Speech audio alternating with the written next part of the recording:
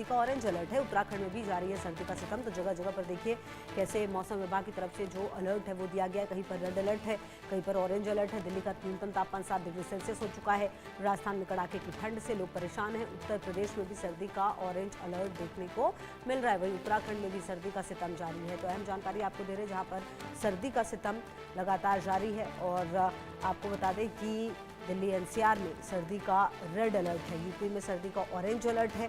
तो जगह जगह पर जो उत्तर भारत में हाड़ कपा देने वाली ठंड, और देखिए ये महीना भी वैसे अगर आप देखें तो है। और अनिल और गुलशन, अच्छा गुलशन देखिए जैसा कि हम बात भी कर रहे थे, हाड़ कपाने वाली ठंड है और कहीं ना कहीं अब ये ठंड बढ़ेगी भी, क्योंकि 15 दिसंबर के बाद कुल मिलाकर और 15 जनवरी तक ये वो समय होता है जो सबसे ज़्यादा ठंड भरा होता है। और वो अब कहीं ना कहीं दिखने लगा है, क्योंकि हर जगह पर तापमान गिर रहा है। कहीं पर ऑरेंज अलर्ट है, कहीं पर रेड अलर्ट जारी कर दिया गया है। गुलशन,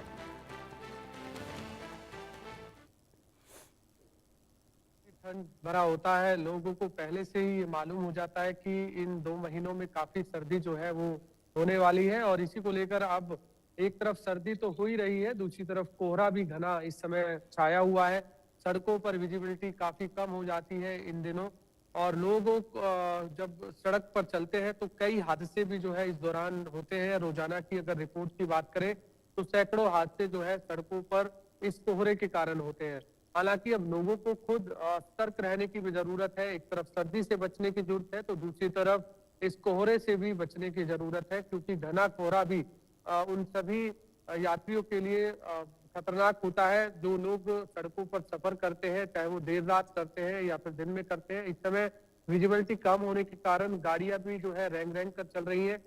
ट्रैफिक पुलिस की बात करें तो ट्रैफिक पुलिस ने भी जो बड़े वाहन हैं उन पर रिफ्लेक्टर लगाना भी शुरू कर दिया है। जिन गाड़ियों में रिफ्लेक्टर नहीं होता है, या सड़क किनारे जो सड़कों के बीच में व्हाइट पट्टी होती है उसे भी अब लगाना शुरू कर दिया है, ताकि लोगों को उस व्हाइट पट्टी के सहारे अपना सड़क पर जो है वो अपना सफर कर सके, किसी भी तरह का कोई हादसा ना हो सके। हालांकि जिस तरह आपने बताया कि 7 डिग्री न्यूनतम तापमान है दिल्ली में, तो गुड़गांव में भी इसी तरह के हालात हालांकि बने हुए हैं। इस समय 13 डिग्री सेल्सियस तापमान इस समय गुड़गांव में दर्ज किया जा रहा है, क्योंकि ठंड भी है और इस समय ठंडी हवाएं भी जो है वो चल रही है। और इन ठंडी हवाओं से बेहद लोगों को काफी नुकसान भी होता है, क्योंकि सर्दी लग सकती है, जुकाम हो सकता है, बुखार हो सकता है, गले में खराश हो सकती है। तमाम तरह की जो बीमारियां हैं वो लोगों को हो भी रही हैं और लोग इसकी चपेट में और भी आ रहे हैं। इसलिए जो मरीजों की संख्या है वो लगातार बढ़ रही है। अब सबसे बड़ी बात यह है बिल्कुल, ये कि बात आप जो गुलशन कह रहे हैं वो बहुत सही है। अच्छा देखिए अनिल, ग्रैब 4 तो दिल्ली में लागू है, कई तरह के जो चेंजेस है वो यहाँ पर जरूर देखने को मिल रहे हैं। लेकिन अगर गाजियाबाद की बात की जाए तो यहाँ पर किस तरह से प्रिकॉशन लिया जा रहा है, क्योंकि कहीं ना कहीं आने वाले समय में सर्दी और बढ़ेगी। क्या कुछ रैन बसेरों को बढ़ाने की बात कही जा रही है, या फिर जो अलाव है उसकी व्यवस्था की जाएगी? किस तरह से जो तमाम लोग हैं उनको राहत देने की कोशिश की जाएगी, और लोगों को किस तरह से मौसम विभाग की तरफ से कहा जा रहा है कि संभल कर रहे हैं? देखिए, मौसम विभाग का पहले से ही अलर्ट था कि जैसे ही दिसंबर का आखिरी सप्ताह रहेगा तो लगातार जो सर्दी है वो परेशान करती हुई नजर आएगी। तो एनसीआर में लगातार अब हाड़ कपा देने वाली सर्दी देखने को मिल रही है। और घने कोहरे को लेकर यूपी में ऑरेंज अलर्ट भी जारी कर दिया गया है। कई ट्रेनें जो हैं वो अपनी समय सीमा से लेट चल रही हैं, चाहे वो बसेस हैं, बसेस भी लेट चल रही हैं। क्योंकि वजह यही है क्योंकि सड़कों पर विजिबिलिटी बेहद कम है, जिसके चलते तमाम जो ट्रेनें हैं या फिर जो रेल यात्रा जो लोग कर रहे हैं तो उन्हें कहीं ना कहीं इंतजार अब करना पड़ रहा है। क्योंकि यूपी में ऑरेंज अलर्ट है घने कोहरे को लेकर, और ऐसे में तमाम चीजें अब शुरू की गई हैं गाजियाबाद में। क्योंकि जैसे रैन बसेरे की बात की जाए तो 22 स्थायी जो है रैन बसेरे बनाए गए हैं, और 7 ऐसे रैन बसेरे हैं जो अस्थायी हैं। इन रैन बसेरों में बाकायदे जो है हीटर लोगों के लिए लगा दिया गया है, साथ ही कम्बल की व्यवस्था की गई है, पानी की व्यवस्था की गई है, मनोरंजन के लिए टीवी तक लगाया गया है। तो ये यूपी है और उत्तर प्रदेश के मुख्यमंत्री की तरफ से सख्त निर्देश हैं कि जो भी अधिकारी हैं वो इन चीजों को मॉनिटरिंग करेंगे। तो इसी का रियलिटी चेक हम लगातार अपने दर्शकों को दिखा भी रहे हैं, और हमने लगातार जो है इसका रात में भी रियलिटी चेक किया था। उसमें साफ तौर पर देखा गया कि किस तरीके से लोग जो है जो खुले आसमान में अपना जीवन व्यतीत कर रहे हैं, तो उनको कहीं ना कहीं एक राहत भरी जो सांस है वो ये कह सकते हैं उनको एक जगह जो है, एक आसरा जो है फिलहाल गाजियाबाद में दिया जा रहा है। जैसे कि मैंने बताया 22 बनाए गए हैं और 7 अस्थायी हैं, तो लोग रैन बसेरे को इस्तेमाल करते हुए नजर भी आ रहे हैं। और साथ ही अलाव की व्यवस्था भी की गई है। साथ ही जो रेलवे स्टेशन है या बस स्टैंड है वहां पर भी अलाव की व्यवस्था की गई है, जिससे कि इस कड़ाके की ठंड में लोग राहत ले पाए। तो इसीलिए तमाम प्रबंध अब किए जा रहे हैं। जी ठीक है। और कहीं ना कहीं देखिए जो व्यवस्था है वो की जा रही है गुलशन, लेकिन सवाल बड़ा यही होता है कि क्या जो व्यवस्था की जा रही है वो काफ़ी है या फिर उसमें और ज़्यादा बदलाव की ज़रूरत होगी। और कहीं ना कहीं लगातार हम ये भी बता रहे हैं कि किस तरह से मौसम लगातार बदल रहा है। आप दोनों रहिए हमारे साथ। इसी बीच एक अहम जानकारी अपने दर्शकों को दे। दिल्ली एनसीआर में जारी है प्रदूषण का कहर, बेहद खतरनाक लेवल पर दिल्ली एनसीआर का AQI। दिल्ली में कई जगहों पर AQI 400 पार, अक्षरधाम में AQI 420 दर्ज किया गया है। अहम जानकारी आपको दे रहे हैं, जहां पर AQI जो है वो किस तरह से यहाँ पर दर्ज किया गया है वो आप देख सकते हैं। और देखिए गुलशन, हम इसी की बात कर रहे थे। एक तरफ ठंड, कोहरा, जो विजिबिलिटी है वो कम हो रही है, और दूसरी तरफ जो प्रदूषण है वो भी कम होने का नाम नहीं ले रहा। कुल मिलाकर जो मौसम की मार है वो लगातार नजर आ रही है गुलशन। और ऐसे में क्या यहाँ पर भी ग्रैप के जो लेवल है उसको बढ़ाने की बात हो रही है सामने? देखिए,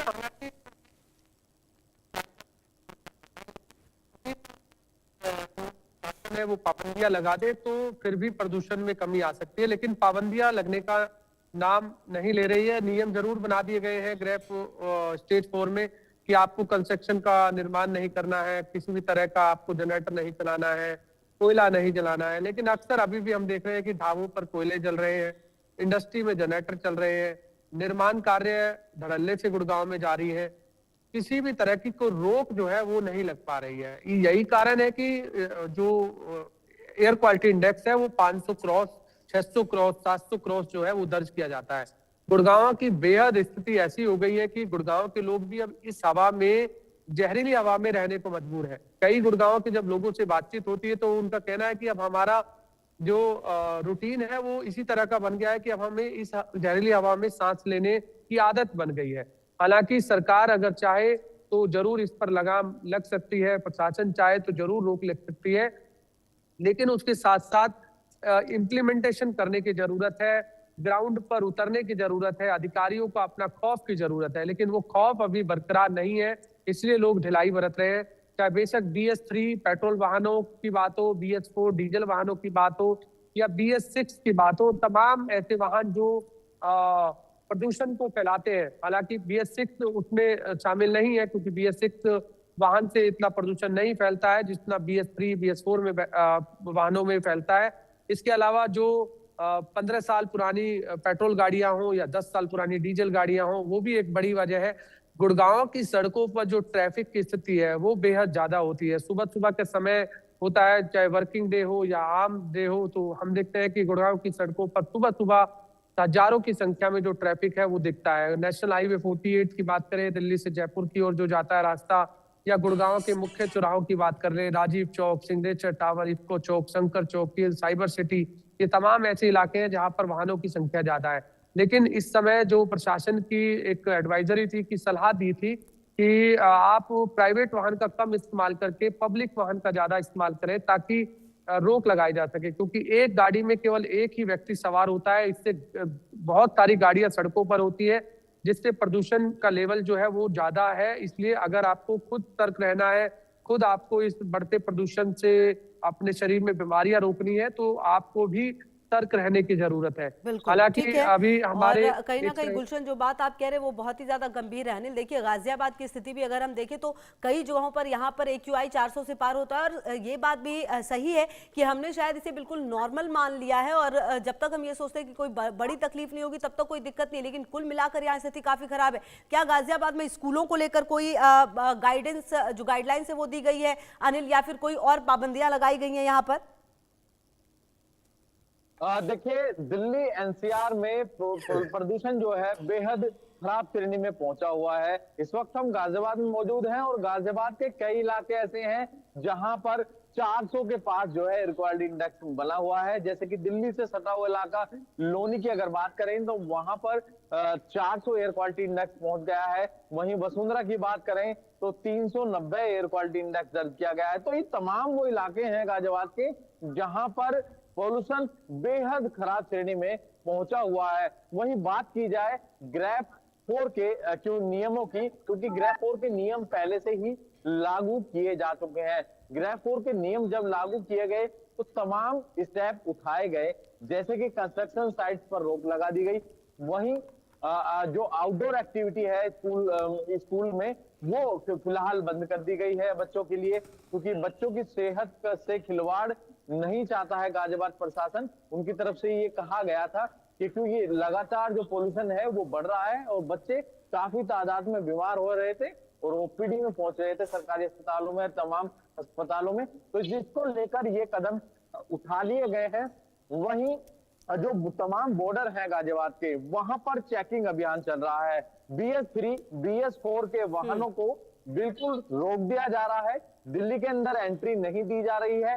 साथ ही BS6 और जो CNG के वाहन हैं सिर्फ उनको ही दिल्ली के अंदर एंट्री दी जा रही है। साथ ही पोल्यूशन सर्टिफिकेट चेक करने का काम भी अब दिल्ली पुलिस की तरफ से बॉर्डर्स पे किया जा रहा है। सख्त निर्देश दे दिए गए हैं, बिना पोल्यूशन के सर्टिफिकेट के आप दिल्ली में एंट्री नहीं कर सकते हैं। तो ये तमाम कवायद हैं जो पोल्यूशन को कंट्रोल करने के लिए बिल्कुल की जा रही कोशिश तो हैं। की जा रही है, लेकिन फिलहाल बड़ा pollution- सवाल ये है कि आखिरकार सफलता कैसे मिलेगी। गुलशन देखिए, कहीं ना कहीं अगर यही स्थिति रही तो ये पॉल्यूशन तो और बढ़ता जाएगा, लोगों के लिए और मुसीबत हो जाएगी। एक तरफ पॉल्यूशन है, दूसरी तरफ फॉग है, तीसरी तरफ बढ़ती ठंड है, कुल मिलाकर लोगों के लिए मुसीबत ही मुसीबत है। बिल्कुल, अगर यही स्थिति रही तो जरूर लोग आने वाले समय में और ज्यादा उनके अंदर, शरीर के अंदर बीमारियां दिखेंगी और अस्पतालों का वो फिर रुख करेंगे, क्योंकि अब लोगों को अपनी जिम्मेदारी खुद स्वयं समझनी होगी। यदि इस बढ़ते वायु प्रदूषण से उन्हें बचना है, या सर्दी से बचना है, या इस कोहरे से बचना है, तो आपको खुद जिम्मेदारी समझनी होगी ताकि आप अपने शरीर को खुद बचा सके। क्योंकि डॉक्टर तो ये सलाह दे रहे हैं, चाहे वो बच्चे हो, बुजुर्ग हो, गर्भवती महिलाएं हो, उनको तो जरूर इस बढ़ती ठंड से भी बचना है, बढ़ते प्रदूषण से भी बचना है, क्योंकि उनके लिए ये बेहद खतरनाक है। क्योंकि जो बढ़ता वायु प्रदूषण है उनके शरीर में लंग्स की प्रॉब्लम कर सकता है, अस्थमा की प्रॉब्लम कर सकता है, एलर्जी हो सकती है, या फिर कैंसर जैसी गंभीर बीमारी भी इस बढ़ते वायु प्रदूषण से हो सकती है, ऐसा डॉक्टरों का कहना है। तो इसलिए लोगों को खुद जिम्मेदारी अब समझनी होगी यदि उन्हें इस बढ़ते वायु प्रदूषण से बचना है। हालांकि इसको लेकर अभी तक बच्चों के स्कूलों की अगर ऑनलाइन की बात करें तो ऑनलाइन शिक्षा, जब 700 क्रॉस एयर क्वालिटी इंडेक्स था तब जरूर देखा गया था कि ऑनलाइन शिक्षा की गई थी, या फिर वर्क फ्रॉम होम MNC कंपनियों में भी किया गया था। लेकिन उसके बाद जो है ये जो आदेश जारी किए गए थे वो वापस ले लिए गए थे, और उसके बाद अब बच्चे ऑफलाइन शिक्षा ले रहे हैं। एक बड़ी वजह ये भी है कि सुबह सुबह कोहरा रहता है, सुबह 7 बजे के समय में जब बच्चे स्कूल जाते हैं तो उनमें भी काफी इस सर्दी से, कोहरे से, या फिर बढ़ते वायु प्रदूषण से काफी दिक्कतें हो रही हैं। बच्चे भी काफी संख्या में जो बीमार है वो नजर आ रहे हैं। MNC कंपनी, क्योंकि गुड़गांव की बात कर ले तो 500 फॉर्च्यून कंपनियां गुड़गांव में, हर तरह की MNC कंपनी गुड़गांव में है, और सबसे ज्यादा जो काम करने वाले जो लोग हैं वो भी गुड़गांव में है, चाहे इंडस्ट्री में बिल्कुल, और मजदूरों की बात कर ले या फिर लोगों के लिए बढ़ रही है। देखना ये होगा कि आने वाले समय में इनकी परेशानियों का हल किस तरह से निकलता है। बहुत शुक्रिया आप दोनों का मेरे साथ जुड़ने